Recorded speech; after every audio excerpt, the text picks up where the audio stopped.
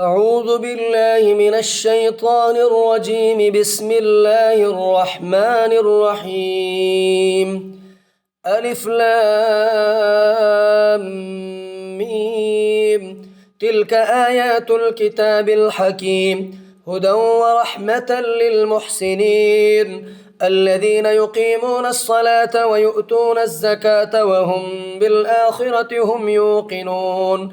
أولئك على هدى من ربهم وأولئك هم المفلحون. ومن الناس من يشتري لهو الحديث ليضل عن سبيل الله بغير علم ويتخذها هزوا، أولئك لهم عذاب مهين. وإذا تتلى عليه آياتنا ولى مستكبرا كأن لم يسمعها كأن في أذنيه وقرا، فبشره بعذاب أليم. إن الذين آمنوا وعملوا الصالحات لهم جنات النعيم خالدين فيها، وعد الله حقا وهو العزيز الحكيم. خلق السماوات بغير عمد ترونها وألقى في الأرض رواسي أن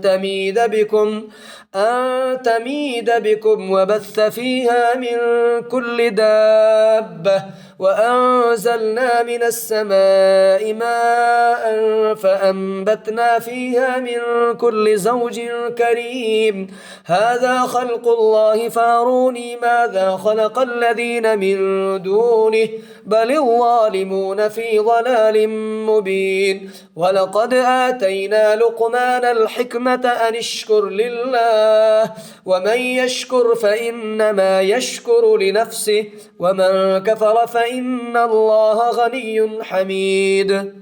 وإذ قال لقمان لابنه وهو يعظه يا بني لا تشرك بالله إن الشرك لظلم عظيم. ووصينا الإنسان بوالديه حملته أمه وهنا على وهن وفصاله في عامين أن اشكر لي ولوالديك إلي المصير. وإن جاهداك على أن تشرك بي ما ليس لك به علم فلا تطعهما وصاحبهما في الدنيا معروفا، واتبع سبيل من أناب إلي، ثم إلي مرجعكم فأنبئكم بما كنتم تعملون. يا بني إنها إن تك مثقال حبة من خردل فتكن في صخرة أو في السماوات أو في الأرض يأت بها الله، إن الله لطيف خبير. يا بني أقم الصلاة وأمر بالمعروف وانه عن المنكر واصبر على ما أصابك، إن ذلك من عزم الأمور.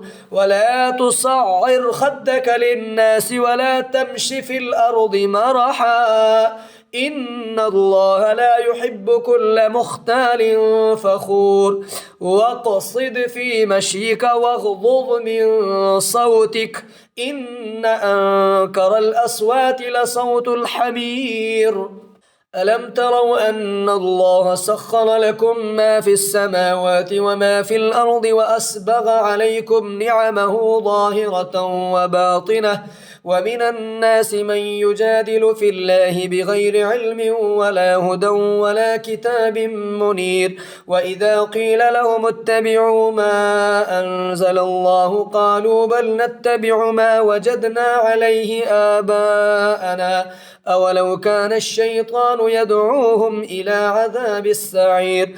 ومن يسلم وجهه إلى الله وهو محسن فقد استمسك بالعروة الوثقى حقا وإلى الله عاقبة الأمور ومن كفر فلا يحزنك كفره إلينا مرجعهم فننبئهم بما عملوا إن الله عليم بذات الصدور نمتعهم قليلا ثم نضطرهم إلى عذاب غليظ ولئن سألتهم من خلق السماوات والأرض ليقولن الله قل الحمد لله بل أكثرهم لا يعلمون لله ما في السماوات والأرض إن الله هو الغني الحميد ولو أن ما في الأرض من شجرة أقلام والبحر يمده من بعده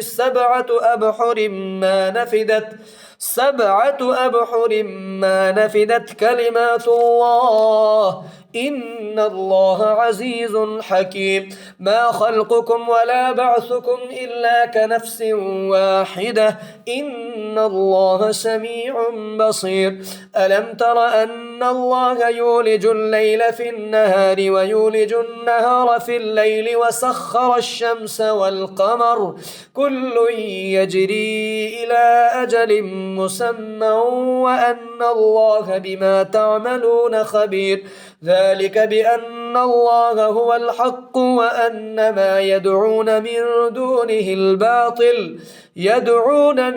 دونه الباطل وأن الله هو العلي الكبير ألم تر أن الفلك تجري في البحر بنعمة الله ليريكم من آياته إن في ذلك لآيات لكل صبار شكور وإذا غشيهم موج كالظلل دعوا الله مخلصين له الدين فلما نجاهم إلى البر فمنهم مقتصد وما يجحد بآياتنا إلا كل ختار كفور يا أيها الناس اتقوا ربكم واخشوا يوما لا يجزي والد عن ولده ولا مولود هو جاز عن والده شيئا إن وعد الله حق فلا تغرنكم الحياة الدنيا